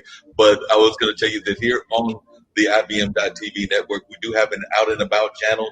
Zach, who you saw pop in earlier and everything, has posted on that channel. So it is an avenue. So the next time you go live, let me know or let Kimberly know, and I'm sure that we would love to get the Out and About on our platform as well, because we do want to try to encourage more of these positive kind of like thoughts of what's going on and the real kind of flavor of what's going on. So I just wanted to give you that invitation as one of the IBM.TV producers to say that if you're out there and you do one of those, let Tish or let me know, and we would love to put that out there so that folks can see the true story of what is going on. That's great. I have some people I think that I can connect you with that, they're just beautiful souls, and they do want to make change, and somebody said the other day in one of the interviews I was in, they had meet each other as humans.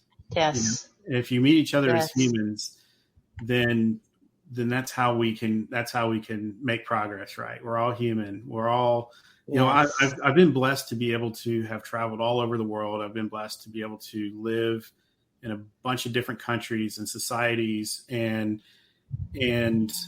one of the things that I always found is that people just want to get by and live, right?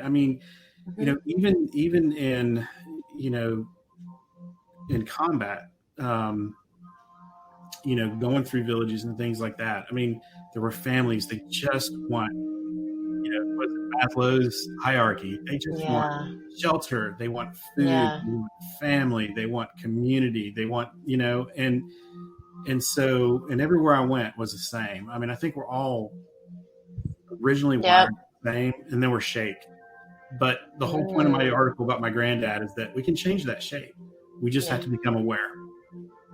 Yeah, we can change that shape, and we can also even encourage other people that are doing these kind of things to do it on all levels. Because as you were talking, I was thinking about even on the small corporate level, because I've been part of some of the grassroots organizations and some of the smaller organizations. So it's not just the big corporations that have some of these stereotypes and some of these blockages as well. Because I can tell you that there are some small organizations that also don't do a good enough job of listening to their workforce, and that they have that elitist kind of view.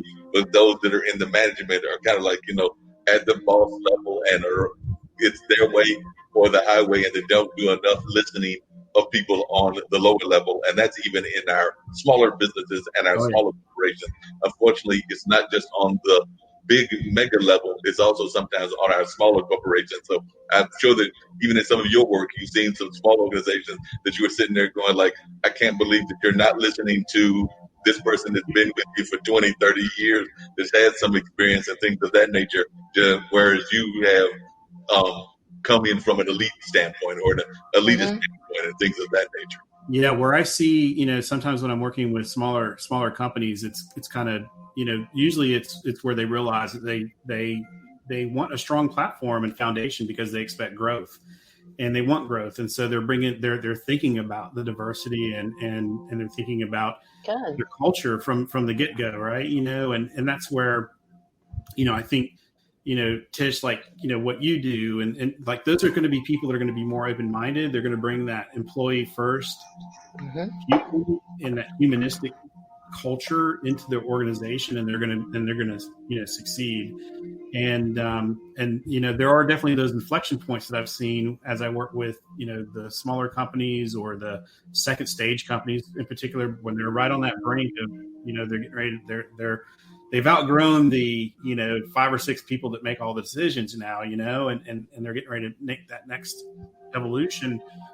And that's kind of a make or break point there for me, at least. And of course, I'm biased, right? I think, hey, now's the time that if you don't have that culture and that inclusion, and you're not in that psychological safety and that diverse group, then your starting gate, it's going to come back on you at some point in some form or fashion.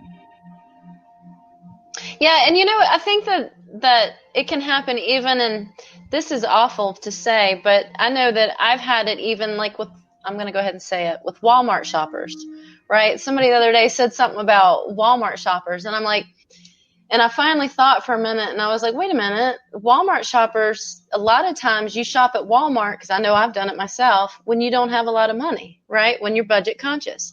You're lower on, you mentioned the hierarchy of needs. You're lower on the needs. So when you're down there barely able to pay for diapers and formula or whatever it is you need to buy, are you that concerned that your pants aren't covering up your butt? I mean, just for real, so I mean, to understand, back to your point of trying to understand where somebody's coming from, before automatically throwing them in a bucket, as well as understanding where somebody else's bias might come from. I mean, understanding and having compassion for each other is really where the key is. That's where I love the guy that, from AAA, right?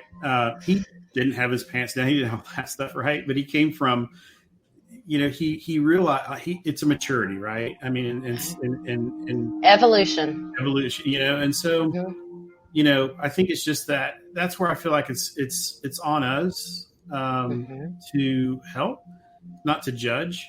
Yes, so, very much so.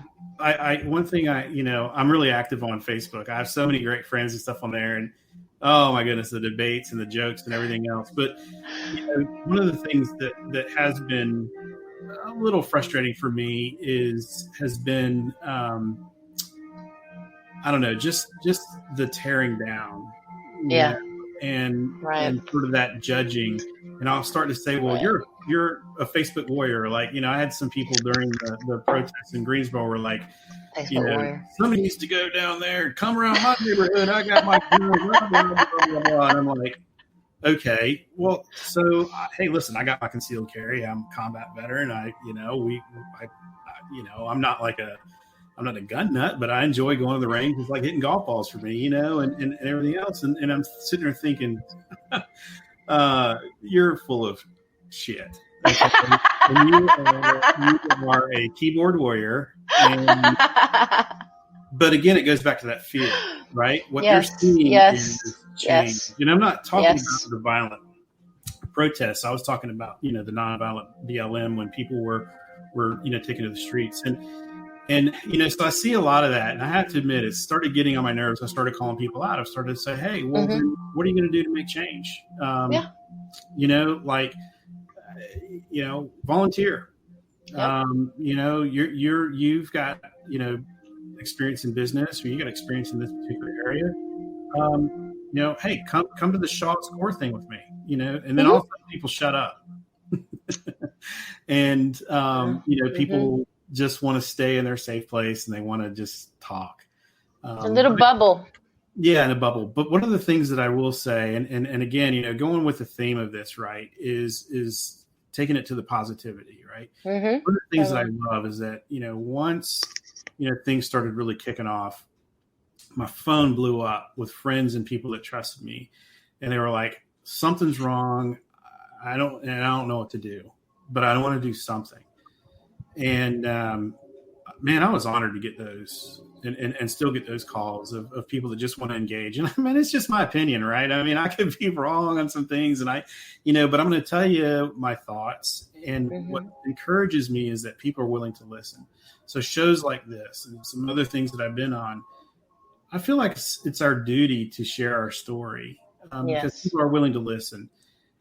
If we don't, then, we have a short memory and there's a short window of time here. But I think if we capitalize on it and we can spread these good seeds, then we can really capitalize on what's happening right now and take another step forward. I think about my daughter, she's 16. I think about that generation. One of the great, beautiful things about that generation is they're tired of this stuff. They're not in the box. They are not tolerating this. They get sick of it and they go seek information beyond the mainstream. Yes. And they don't like racism and inequality. I can tell you that. For the not again, not a blanket statement. You're going to have people that are coming up in different environments, but it's one of the You're things totally right. I really encourage it, and that's why I feel like now in our age and our generation, we are the ones that have the torch in hand. That's right. Let's move it forward for them. Yeah. But, sometimes I feel like they have the torch, to be honest with you, Jay. And I mean, there's the whole passing, right? We have, I'll call it the power. So, you're the business owner. I'm the business owner. We have experience. We know the CEOs. We know the exec. We know the people. Right. So we have that. My 16-year-old daughter doesn't. What she has is an ideal and a conviction. And so that's where I think, keep that ideal, keep that conviction, and make it so that they can be, their environment can be one of growth. Well, that's why I say that I feel like sometimes they're carrying the torch. I've learned so much from my son. And I think as a society, too, that this Generation Z, like you said, even some of the millennials, they're so well educated. They're on their phone. I was talking to somebody and they were like, they may be on their phone walking into light posts, but they're learning something. So, I mean, they're so educated. And like you said, they're not playing with social convention. They're just not playing that game. And I'm so happy and proud that they're not, because that, like you said, Jay, you and I are the ones with our generation, a little bit younger than us, are the ones with this bias, because we were bombarded with it. We're raised with it. There's still pockets out there that are coming out with it. But at the same time, Generation Z I don't care what color you are. I don't care where you're from. I don't care what kind of house you live in. I don't care what kind of car you drive. What's up, dude? I mean, So if we need to learn from them more, but at the same time, to a certain extent, you were saying before, people are a product of their environment. Well, if they were really a product of our social convention, which goes to show that I think that we are not so much individually have as much bias as society portrays it. It's almost more of a herd kind of thing. Yeah. You get people by themselves and they're like, hey, they drop the walls a lot more than when there's a group. I think, there's always going to be extremes. And I think about, Ms. Shirley, what you're talking about with the religion, that you're going to have extremists in different religions. Well, I was protected by and worked with and side by side with Jordanian Muslim troops. And, I came back to a very, anti-Muslim rhetoric. And even to this day, or when Obama was president, it popped back up. Oh, he's here to create a Muslim country. And I would try to tell people, I fought alongside Muslims and who were fighting for the freedom of their brothers. I've been to countries like Turkey where I was walking around, a lost tourist, and people joke. They call me the international brown guy. Anywhere there's brown people, they'll think I'm from there, right? I was stationed in South America. People just start speaking Spanish. When I'm in the Middle East, Arabic and Farsi. But and somebody, they would come up and they would go. They just assumed, I was. And they would go, do you need some help, brother? And and I, having been stationed with Muslims, I knew that that's how they are in the society. Here was a lost, probably they assumed I was a Muslim.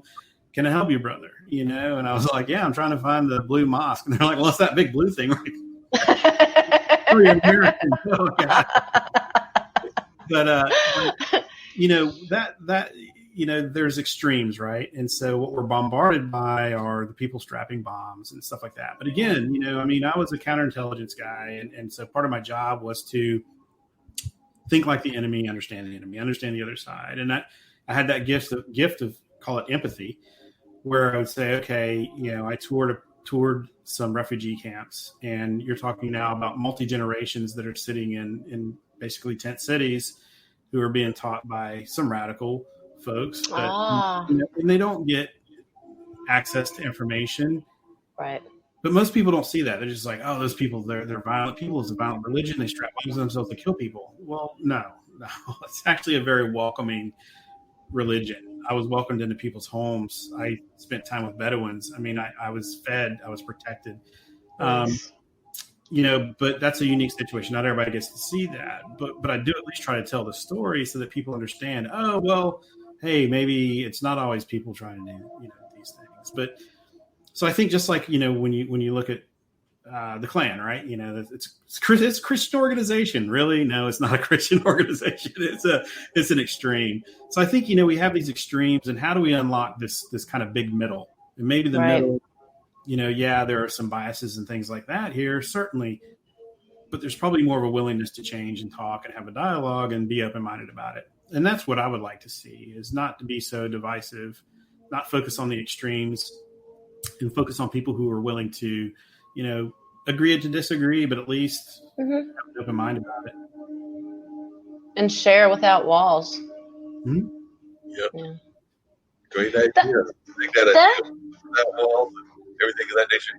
By the way, I was glad to hear that Turkey story. I spent a little bit of time in Turkey as an infant. I have no memories of it, but my dad was actually in the Air Force. So I was born here in Durham, but I think when I was about 3 or 4 months old, Mom grabbed me in the, as a baby and carried me to the Turkey. So between like the 3 or 4 months old till like about 3 years old, I was there living in Turkey. And Dad actually just heard from one of his Turkish friends. So he still keeps in touch with some of the people there. And through social media, he was able to hear from one of them recently. So definitely the world is a smaller place, and we are able to keep in touch with people through the wonders of the internet and things of that nature. So I know one of his mentors, unfortunately, I think has passed on, but I think it was like one of the relatives of that mentor that he's been in touch with. So definitely was great hearing him say that about Turkey and everything. So just glad to hear a little bit of home stories from both Turkey and Rocky Mountain. Like I said, Mom is we had it. I was hearing all kinds of stuff that was connected to my Yeah, glad yeah. to hear those things are going on.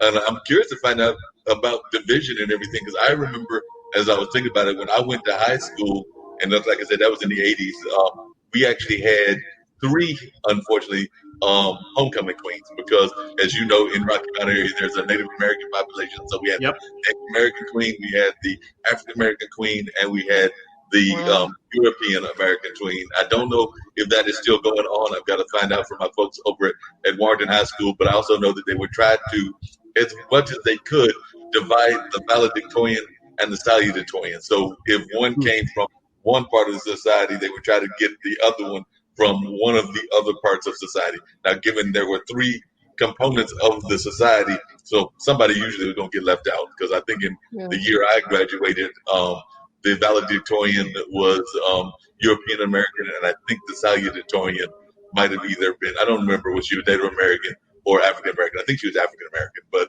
it was definitely, they were trying to keep those kind of like splits going on. So hopefully as we've grown as a society, we're seeing less of those splits. And one of the things that I always encourage people to do is, and I agree with everybody, that everything that y'all have said is, definitely we need to have unity as a people, and it's all right to celebrate your culture, because I mean, I've got relatives that are Native American, and they do a great job of celebrating their culture through powwows and things I of that love nature. powwows. And Vernon travels the country doing tours of the powwow circuit. So I do think it's all right to celebrate the culture of whatever your culture is, but at the same time, we need to have unity and also respect the other cultures as well. So you can celebrate your culture and also expose it to other people that may not be from that culture. At least that's the way I've always thought that we should do things in my mind. I would agree. I mean, that's what we're supposed to be as an American, right? It's supposed to be a melting pot. So, you know, I mean, that is the formula for being great is, you know, I mean, being able to have the best of all of our different backgrounds, and, you know, whether that, you know, in our different cultures and different things that we do, you know, I just, you know, it's one of the reasons why I love, like, you know, going to places where there are different ethnicities. You know, we would seek those places out for our vacations, because we would want, you know, hey, I never had Ethiopian food, you know, so hey, I want to go check out some Ethiopian food. And you know what? There's information there. I'm going to learn a little bit of history about Ethiopia, because, you know, when I grew up, Ethiopia was the starving kids. Well, you know, there's actually a lot of beautiful things that come out of Ethiopia, and a huge cultural history there at Crossroads. And so, you know, it's just one of those things that can make us a blend of all that's the best. And that's just what we can strive for. Definitely.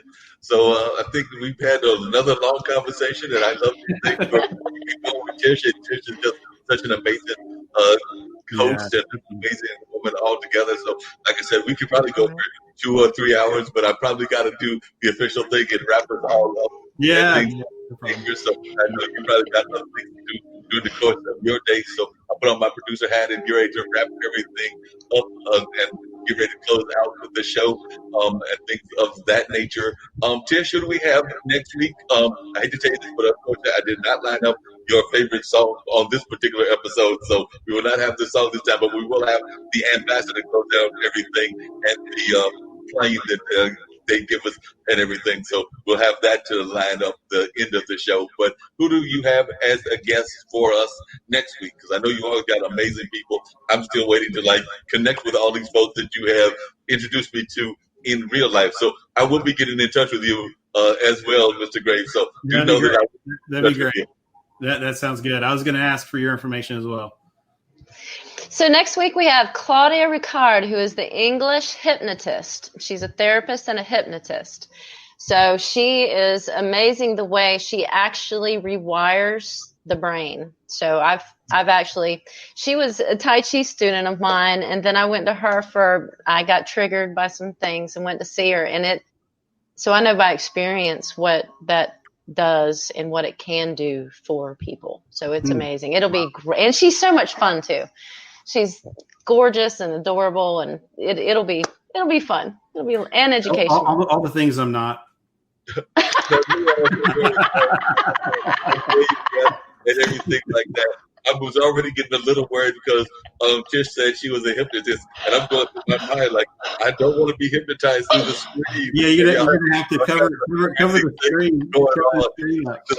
You want to be hypnotized by her. I'm willing to try anything. Hey, you Tish, will want it. I do have. She might be watching. I don't know, but I have a beautiful soul that I went to high school with. Becca Rue, who just an amazing story. She does mindfulness and wellness, and nice. She just packed up, I think about a year ago, and decided her dream was to live in the Virgin Islands. She did everything she needed to do as a mom, and she packed up and went there and started her business. So I definitely want to connect with you guys because she's definitely one of those spread the positive energy around the world types of people. So she'd probably be great for dropping your chains, right? At least because for her to, and she handled everything completely.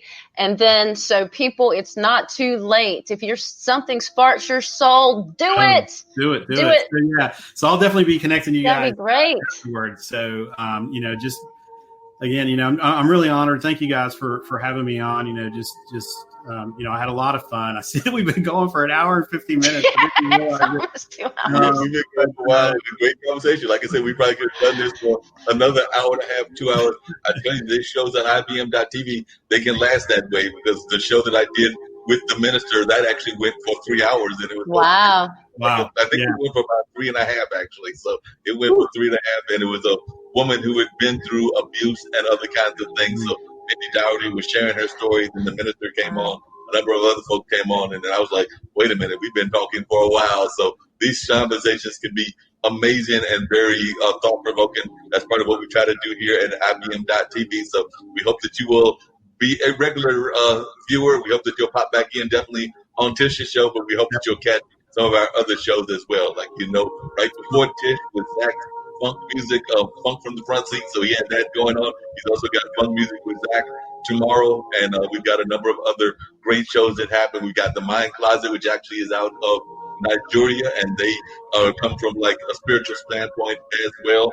So that's one of our shows. I do a number of shows, including the online dinner party on Wednesday evenings and the radio show with Mark Lee on Monday afternoon. So definitely those are some of the programs that exist here. And we've got programs around chess and a number of other things. So we've got all kinds of great programming here on IBM.TV. I know that some of my past guests have popped in on the YouTube site and just gone through just watching stuff endlessly because there's so much good content there. So we hope that you will do the same.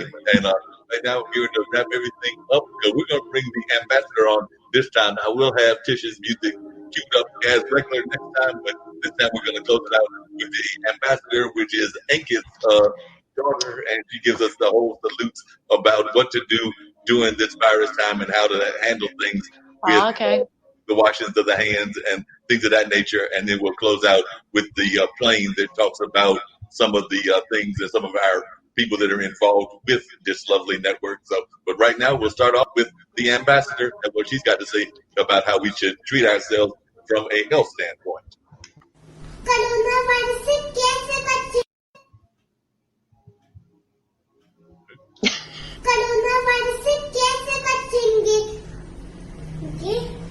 Hand होकर और ऐसे अपने खांसी जब आएगी तो ऐसे करेंगे अच्छू अच्छू और कोरोना वायरस को धन्यवाद हमारा म्यूजिक सुनने का.